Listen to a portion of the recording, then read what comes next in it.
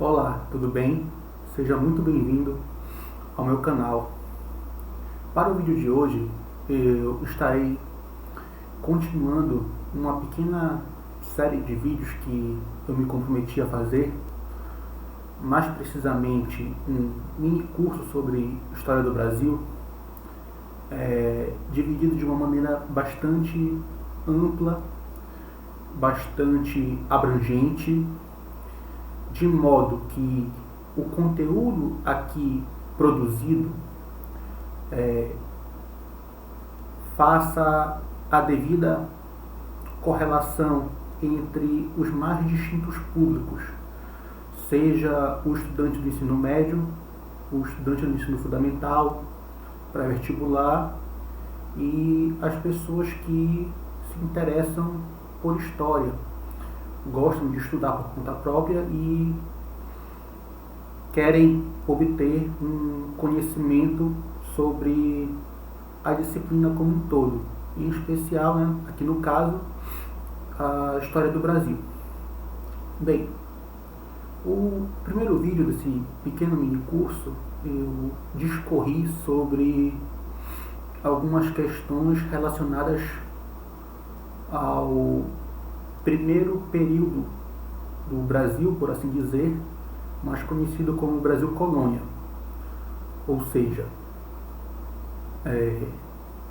eu tratei sobre os primeiros povos indígenas que aqui estavam, falei sobre a chegada dos portugueses, falei de questões comerciais, questões desse choque de cultura, correto?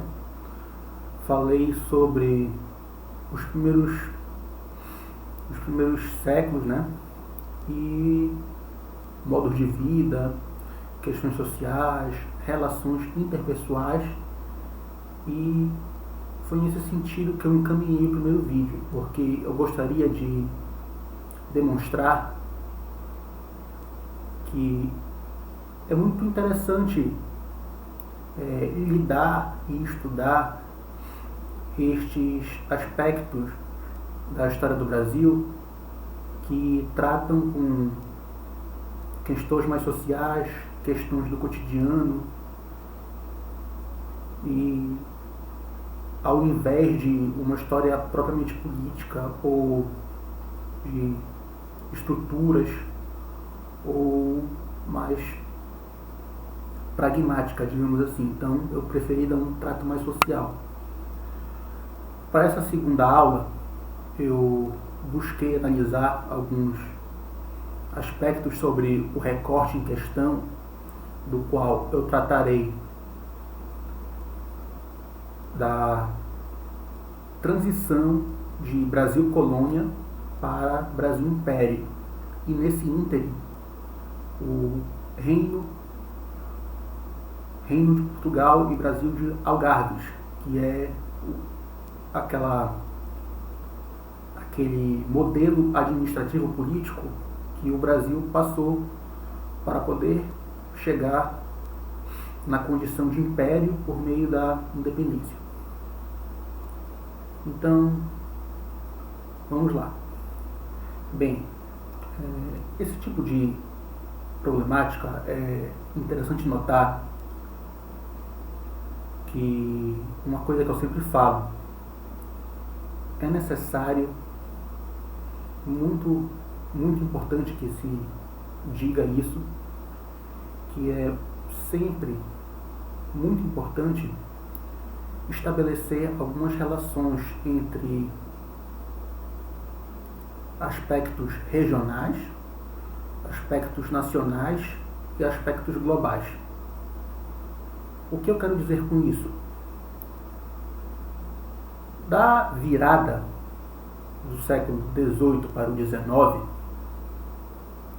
aqui no Brasil ocorreram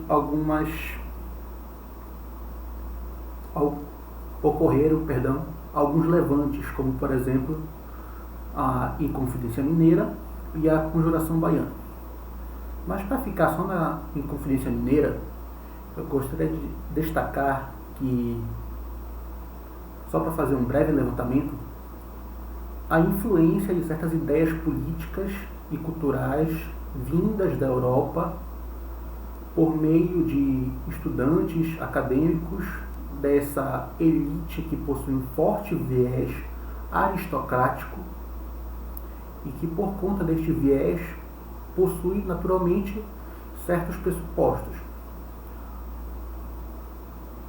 Por via de regra, aqui como demorou um pouco em relação aos outros países da América a ter as primeiras universidades, então os filhos dessa elite iam para a Europa estudar.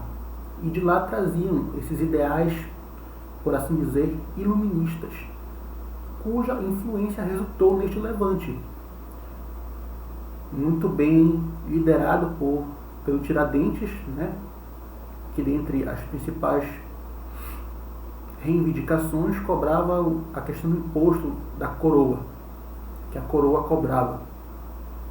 Enfim, mas o que é interessante notar aqui para começarmos a nossa aula é entender essa influência, essa circularidade de ideias, para compreender o que viria pela frente.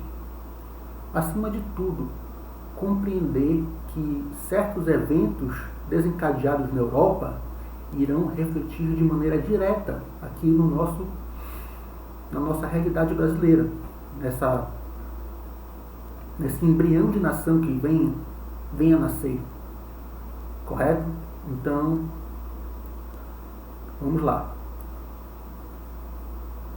Quando Napoleão Bonaparte começa a sua expansão territorial e militar, Portugal fica, como um ditado conhecido aqui no Brasil, fica numa sinuca de bico. Porque qual era a sacada? Napoleão queria o bloqueio continental, ou seja, isolar a Inglaterra. Só que Portugal comercializava com a Inglaterra. Então, o que restou para a corte portuguesa para não sofrer nas mãos do Napoleão Bonaparte? Decidiram montar uma comitiva com diversos membros da corte, não só pessoas, mas, por exemplo, nessa comitiva veio um acervo considerável e partiram rumo ao Brasil Colônia. Então, a partir disso fica muito evidente essa consequência das ações de Napoleão, Dom João VI e o Brasil Colônia. Salvo engano, eu esqueci o nome do autor aqui, perdão, mas Napoleão fala que ele só foi enganado por 2 pessoas. E Dom João VI era uma delas, porque ele conseguiu empreender um sucesso muito grande, entre aspas, na sua fuga. E com a chegada da corte portuguesa, era evidente que esse embrião de nação iria tomar outros caminhos. Então, nós temos a abertura dos portos, nós temos o nascimento de instituições, como, por exemplo, o Banco do Brasil, até hoje está aí. E o Brasil conhece de primeira essa noção de modernidade. Em 1815 ele assume a questão administrativa de Reino Unido, para que posteriormente venha a se tornar um país independente. Antes da gente entrar na questão da independência, vale ressaltar que, por conta da vinda de Dom João, os portugueses ficaram muito insatisfeitos. Eles não queriam isso. Então Portugal passava por uma séria crise e a ausência do monarca ela intensificava esses fatores de crise. Então, em 1820 temos a Revolução Liberal do Porto, onde eles reivindicam a volta de Dom João VI para o país, reivindicam questões ligadas ao liberalismo e para que volte a vigorar uma certa ordem no país. Entretanto, vale notar que Dom Pedro I optou por ficar no Brasil. E aqui eu uso o termo Brasil só para facilitar o entendimento de você que está assistindo a aula. Mas quando ele decide ficar, esse dia ficou conhecido como o Dia do Fico, correto? E Dom Pedro permanece aqui no Brasil. Então, temos o desenrolar, temos a independência, que, diga-se de passagem, foi uma independência muito tranquila, não tivemos uma guerra declarada, ou uma guerra civil, como em outros locais. Tivemos, sim, pequeníssimos conflitos, mas nada que fosse abalar o quadro geral desse estado de coisas que viria a ocorrer. Correto?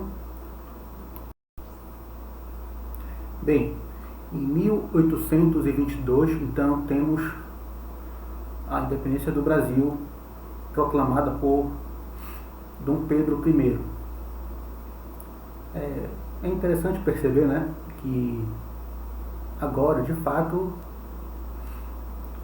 começa a se entender o Brasil como uma nação. Então, para termos uma nação de fato, alguns elementos são essenciais, como, por exemplo, uma Constituição. 2 anos depois, após a independência,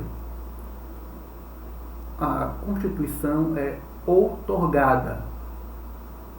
O que isso quer dizer? Que ela é imposta.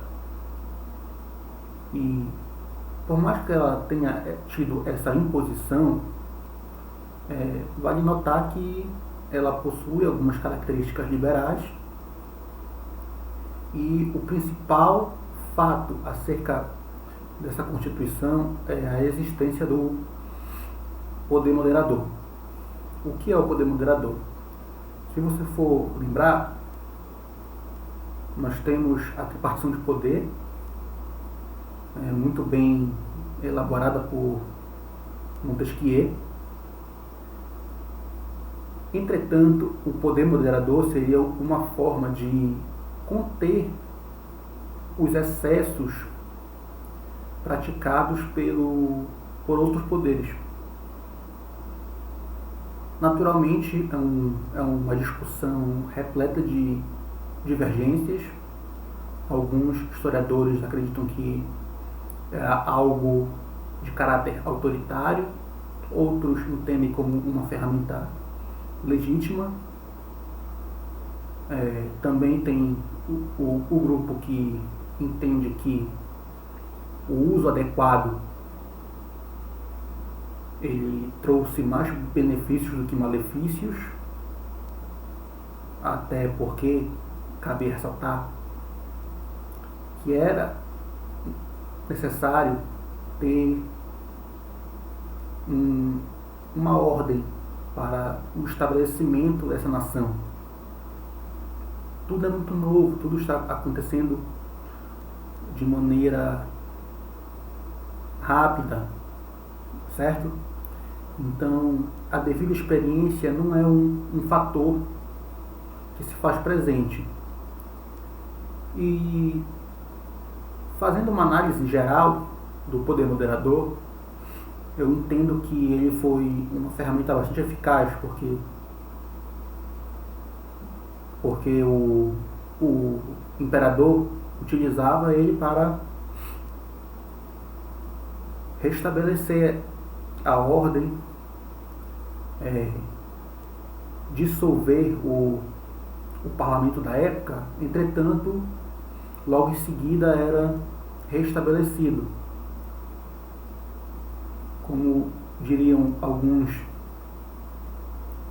teóricos sobre ciência política, a conhecida Realpolitik, correto?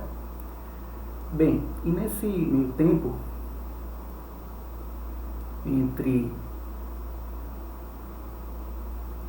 a Constituição imposta e a assunção de Dom Pedro II para o trono, nós temos algumas revoltas, alguns conflitos regionais durante o período da regência, que foi esse intervalo que o Dom Pedro II não poderia assumir o cargo por ele ser muito jovem. Então foi estabelecida uma regência para governar o país. E durante essa regência houveram esses conflitos, como por exemplo a cabanagem aqui no Pará, nós tivemos a balaiada no Maranhão, a sabinada na Bahia, a revolta dos malês, que foi uma revolta de escravos islâmicos, então Guerra dos Farrapos. Então nós temos um quadro de sociedade um tanto turbulento por conta da falta dessa unidade política em torno do governo. E para resolver essa questão, nós tivemos o golpe da maioridade, correto? Assim sendo, o Dom Pedro II assume seu cargo e governaria por mais de 5 décadas, até a proclamação da República. Durante o governo de Dom Pedro II, durante essas 5 décadas, nós tivemos acontecimentos de extrema relevância para o desenvolvimento do país. Dentre eles, a Lei de Terras, em 1850, tivemos a Guerra do Paraguai e o surgimento do movimento abolicionista.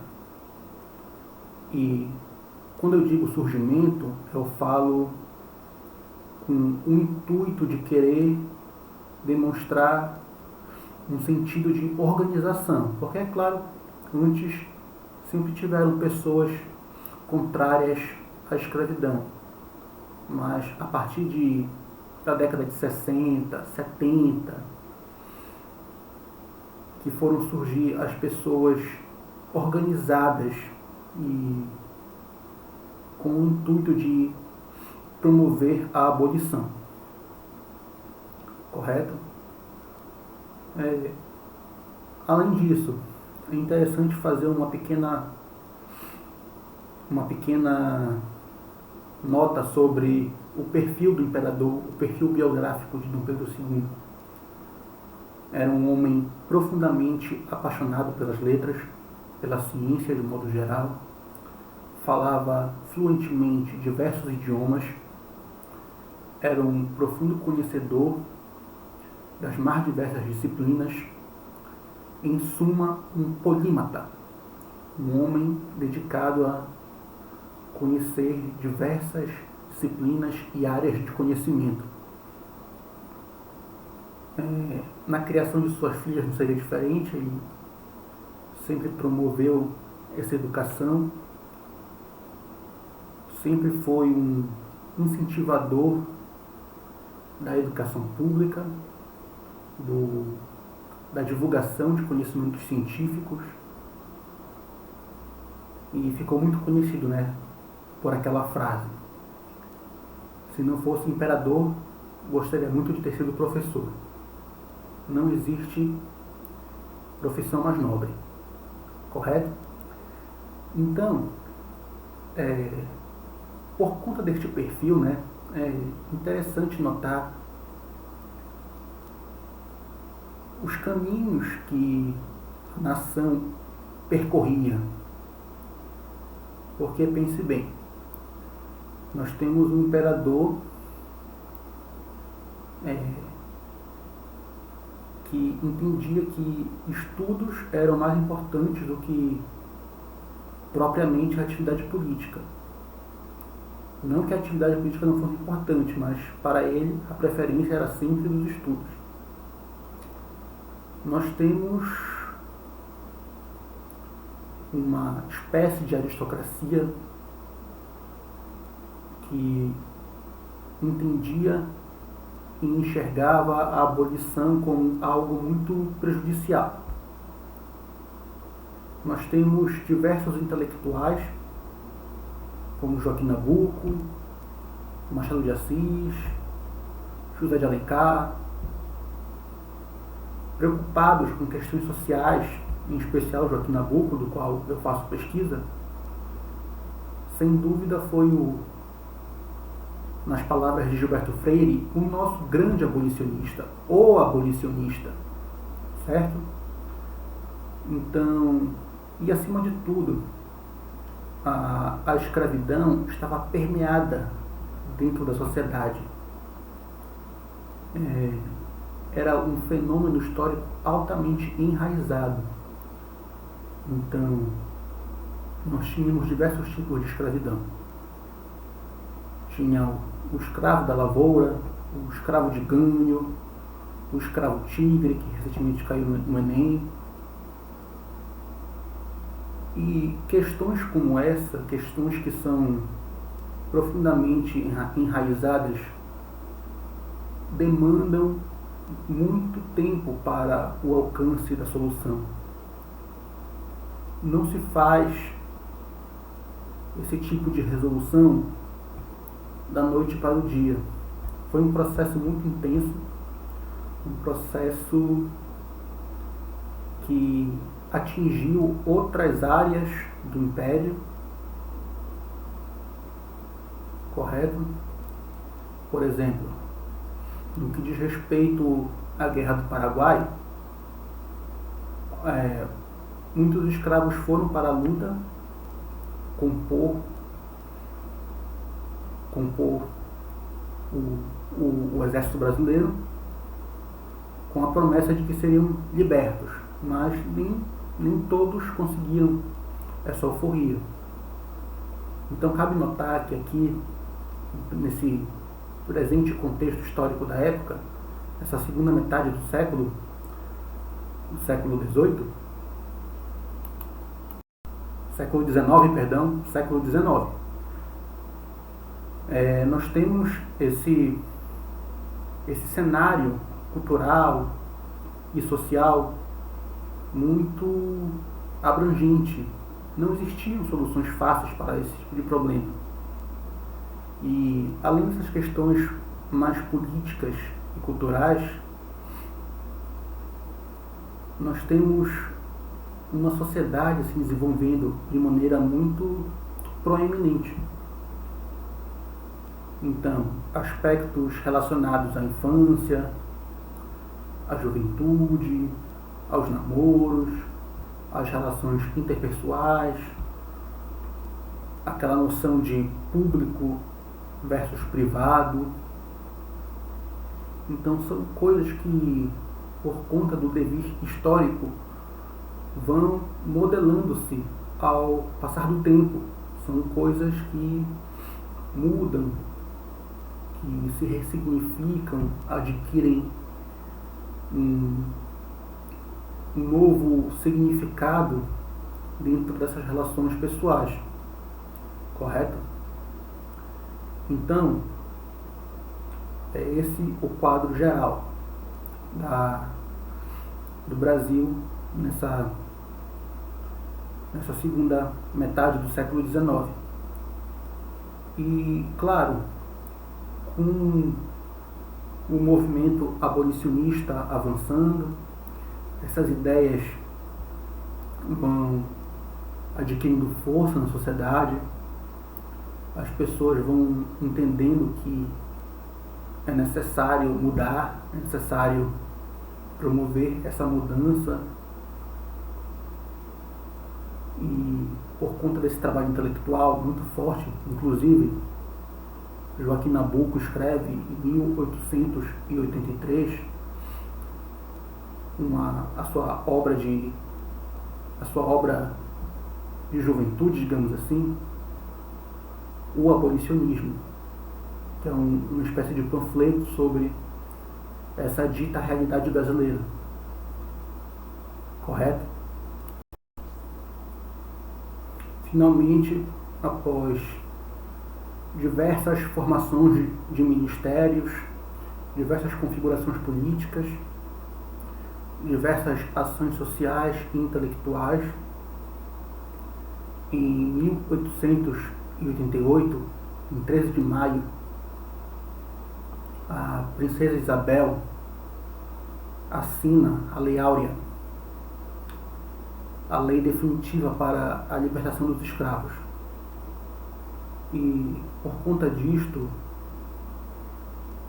questões que estavam em andamento um pouquinho mais atrás no tempo, como a questão religiosa, a questão militar,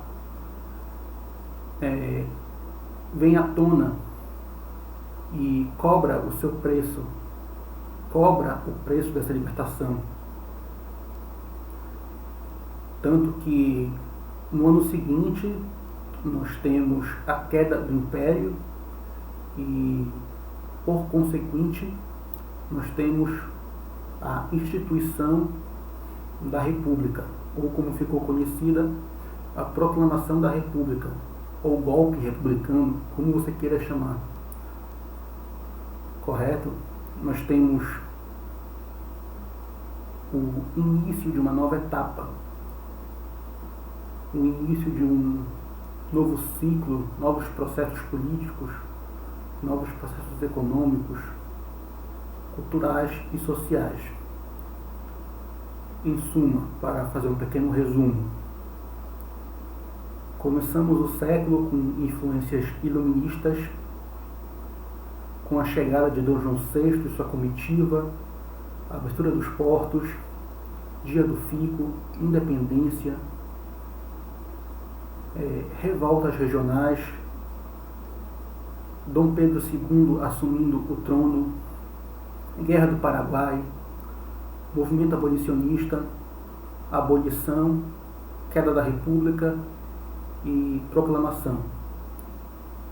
É muito interessante notar que esse período foi importantíssimo para a construção da noção de nação, a própria noção de história, com, por exemplo, o trabalho do IHGB. Enfim, a partir desse restinho de século XIX e virada para o XX, nós temos outro Brasil. Entretanto, outro Brasil, mas cujas consequências e mazelas mal resolvidas do período anterior vão de maneira, digamos assim, uma maneira cruel, irão se demonstrar mais fortes do que nunca, como, por exemplo, a falta de políticas públicas para os escravos libertados, cuja consequência principal foi essas pessoas serem jogadas ao relento, não terem nenhuma perspectiva de vida, se aglomerarem em bairros periféricos e, a partir disso, problemas sociais que persistem até hoje serem agravados. Para a próxima aula, eu irei falar sobre um pouco dessas primeiras etapas de república até os anos 50, até o governo JK.